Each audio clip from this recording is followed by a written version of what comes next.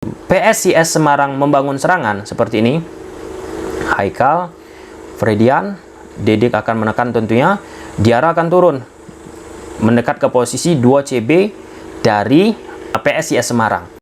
PSIS Semarang berhasil mengalahkan Arema FC dengan skor akhir 1-4 dalam lanjutan Liga 1 Indonesia. Gol Semarang dicetak oleh Rian Ardiansah di menit 23, asis dari Taisei Marukawa. Gol kedua lewat Dewangga di menit 45, asis dari Gali Praitas. Arema bisa perkecil keadaan di menit 56 lewat Loko Lingoy, asis dari Ginanjar, dan Semarang bisa ciptakan gol ketiga lewat Rian Ardiansah lagi di menit 74, asis dari Taisei Marukawa, dan gol keempat Semarang dicetak oleh Dewangga juga lagi di menit 90 plus perpanjang waktu ke 1 menit, asis dari Diarra. Sebelum lebih jauh, aku gak pernah bosan-bosannya untuk ingatkan teman-teman, ketika teman-teman tonton video ini, jangan lupa tekan tombol like-nya. Di pertandingan ini, jelas Arema FC memiliki masalah dari segi efektivitas. Pertandingan berlangsung sekitar 8-9 menit. Arema mendapatkan kesempatan emas lewat Dedik Setiawan yang duel 1 lawan 1 langsung dengan kiper PSIS Semarang, Adi Setrio. Apa yang terjadi?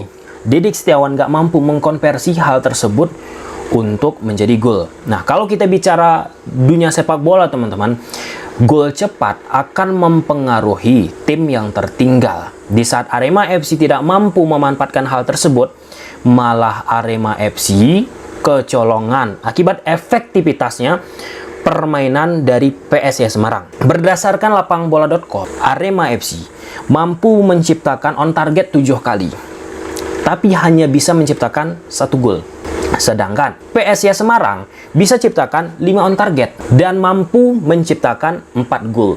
Artinya di pertandingan ini Semarang sangat-sangat efektif. Arema bukan hanya sekali saja mendapatkan kesempatan giveaway seperti yang didapatkan oleh Dedik Setiawan. Lewat orang yang sama lagi nih, Dedik Setiawan. Dia nggak siap antara dia merasa posisinya offside atau tidak. Nah, ternyata wasit menganggap itu tidak posisi offside. Namun di situasi ketidaksiapan dari Dedik Setiawan, Dedik nggak bisa lagi mengkonversi untuk menguntungkan Arema FC. Nah, ketika kita bicara striker-striker di sepak bola Indonesia, teman-teman, Dedik ini sempat menjadi harapan. Namun seiring berjalannya waktu, akibat efektivitas di depan gawangnya dimiliki oleh Dedik menurun, membuat Dedik Setiawan pun sudah pelan-pelan hilang dari radar Coach Sintayong. Kemudian yang kedua, masih dalam konteks Arema FC. Kalau bicara ball position, Arema FC mendominasi pertandingan dengan 57% berbanding 43%. Arema kuat banget ball positionnya itu dari penjaga gawang, back. Nah, dari posisi back ke lini tengah sampai lini depan, ini Arema FC mengalami kesulitan. Kesulitan dalam arti kata, pertama, pemainnya kebingungan mau passing kemana lagi nih.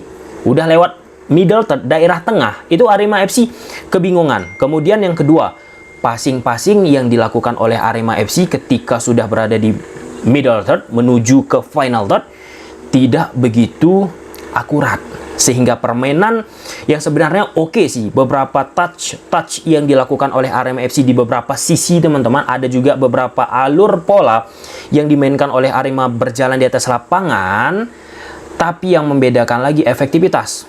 Kalau bicara konteks Arema sekarang, teman-teman, di saat Arema FC posisinya berjuang nih keluar dari papan bawah, maka penting meningkatkan moral itu ya di awal-awal pertandingan untuk bisa menciptakan gol sehingga moral dari pemain Arema FC terjaga sepanjang pertandingan.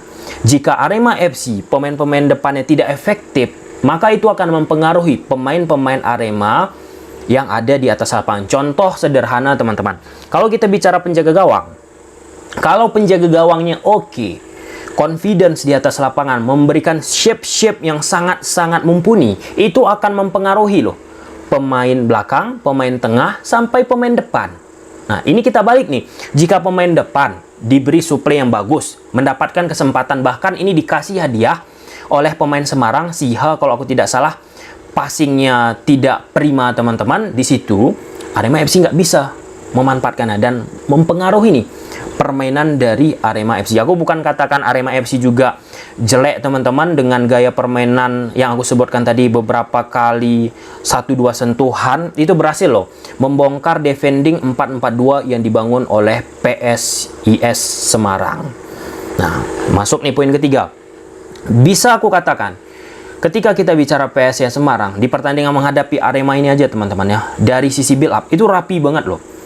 Bagaimana mereka bisa menarik pemain-pemain Arema untuk menekan, kemudian lalu mendistribusikan bola ke sektor tengah, kemudian posisi Taisei Marukawa dan posisi dari Septian David Maulana yang bergerak di koridor half space itu berhasil diekspos terus-menerus pemain Semarang.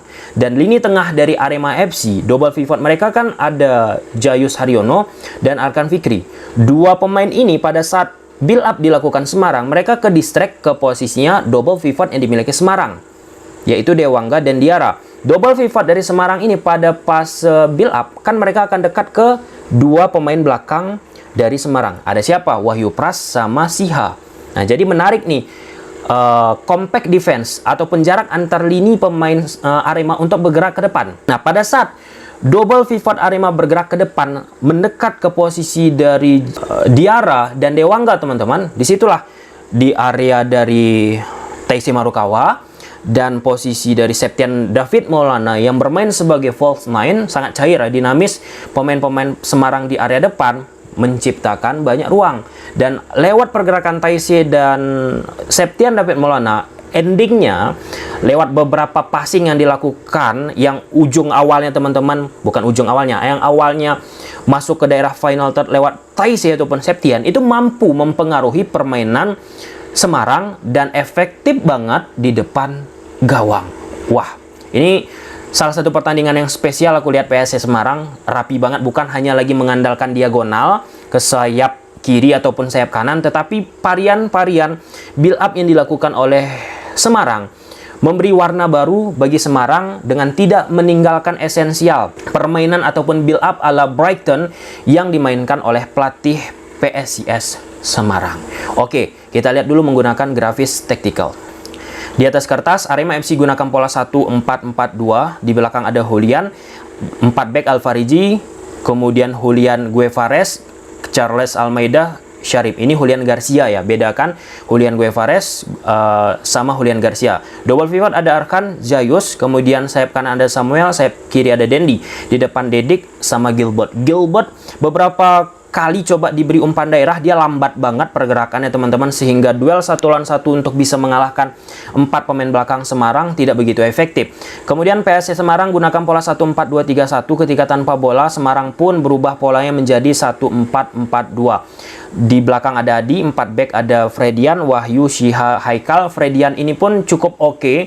Aku melihat beberapa kali dia bergerak di koridor half space, bermain di half fullback teman-teman. Itu oke banget ya. Sedangkan untuk menjaga kelebaran ada Fretas. Jadi pada saat lawan ataupun Arema melakukan counter, ada Fredian juga membantu 2 back dari PSIS Semarang. Haikal pun bermain di half space fullback teman-teman.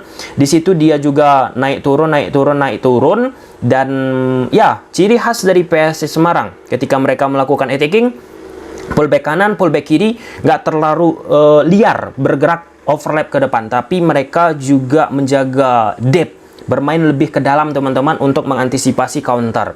Sedangkan Dewangga, Diarra solid di lini tengah. Dewangga ini prospeknya sebenarnya aku berharap juga sih Dewangga bisa masuk lagi ke timnas, tapi naik turunnya permainan Dewangga ini mempengaruhi daya tarik yang dimiliki oleh pelatih timnas Indonesia tentunya.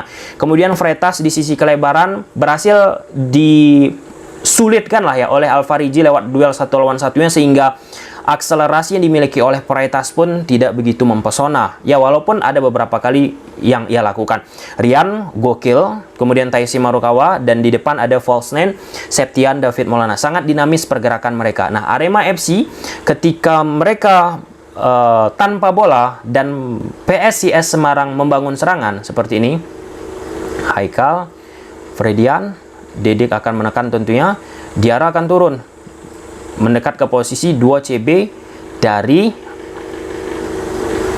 PSIS Semarang. Nah, Arkan akan naik, Jayus, oke, Dendi Santoso, Samuel, Sarip, Charles Almeida, Julian Guevares, Alvarigi. Seperti ini posisinya. Oke, posisi dari Septian sama Taisei Marukawa ini akan bergerak di koridor half space seperti ini. Septian seperti ini ataupun Taisei berada di posisi ini. Oke. Nah, Freitas akan menjaga kelebaran maksimal dari PSIS Semarang. Nah, ketika Septian dan Taisei bergerak di koridor half space, jadi ada kesempatan bagi pemain PSIS Semarang untuk memprogresikan bola ke posisi mereka.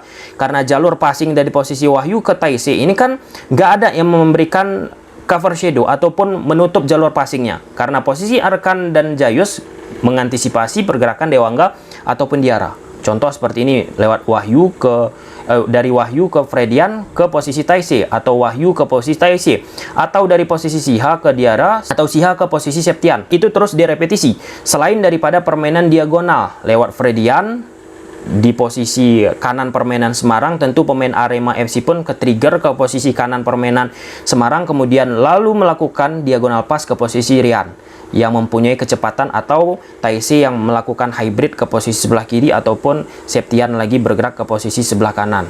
Nah, sama juga serupa teman-teman dari posisi Haikal ataupun Diarra melakukan diagonal pass ke posisi Freitas, dan Freitas melakukan pergerakan individualnya. Itu terus diulangi, dan membuat Arema FC pun kesulitan untuk menjaga konsistensi permainan yang rapat. Nah, kalau kita bicara PSIS Semarang lewat 1-2 sentuhan ya, ball position mereka juga ada beberapa kali teman-teman. Arema pun terlalu dalam, aku perhatikan teman-teman. Ketika mereka terlalu dalam, membuat PSIS Semarang menekan habis pemain Arema FC. Dan counter attack yang dimiliki oleh Arema FC pun pada saat kehilangan bola dari Semarang pun nggak begitu mempesona.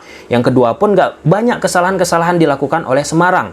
Sehingga upaya counter attack yang dimainkan oleh Arema berhasil dipatahkan. Sebaliknya, Arema FC main terlalu dalam bloknya teman-teman, membuat akhirnya PSIS Semarang bisa mensirkulasikan bola ke kiri, ke kanan, kanan ke kiri. Itu kan tujuan untuk mendistraction, untuk merenggangkan pemain-pemain dari Arema FC. Itu berhasil. Contohnya apa? Berhasil Taisei Marukawa melewati back ataupun pemain Arema di daerah final third. Kemudian Rian Ardiansah gol pertama teman-teman datang dari second line. Tidak ada kerapatan. Kemudian dari sektor kiri yang dijaga oleh Ahmad Syarif teman-teman sering dieksploitasi lewat crossing ataupun crossing datar. Dan sempat di awal-awal pertandingan itu terjadi, Taisei Marukawa nggak bisa mengkonversi hal tersebut untuk menjadi sebuah gol. Jadi poin pentingnya, efektivitas dari Arema FC tidak begitu terlihat di pertandingan ini, dan tentu PSIS Semarang bermain solid, bermain rapi, mempengaruhi permainan Arema FC. Gimana menurut teman-teman? Silahkan tulis di kolom komentar. Bye.